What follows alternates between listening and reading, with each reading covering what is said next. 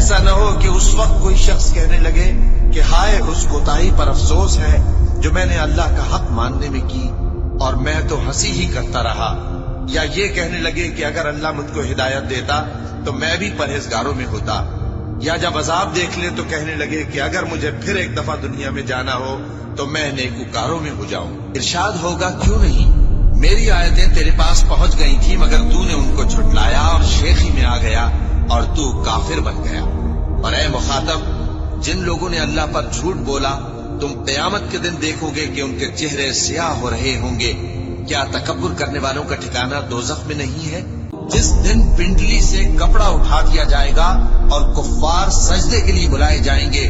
پھر وہ سجدہ نہ کر سکیں گے، ان کی آنکھیں جھکی ہوئی ہوں گی اور ان پر ذلت چھا رہی ہوگی، حالانکہ پہلے اس وقت سجدے کے لیے بلائے جاتے تھے جبکہ وہ صحیح و سالم تھے۔ تو اے دیکھنے والے، اللہ کی رحمت کی نشانیوں کی طرف دیکھ کہ وہ کس طرح زمین کو اس کے مرنے کے بعد زندہ کرتا ہے، بے شک وہ مردوں کو زندہ کرنے والا ہے اور وہ ہر چیز پر قادر ہے۔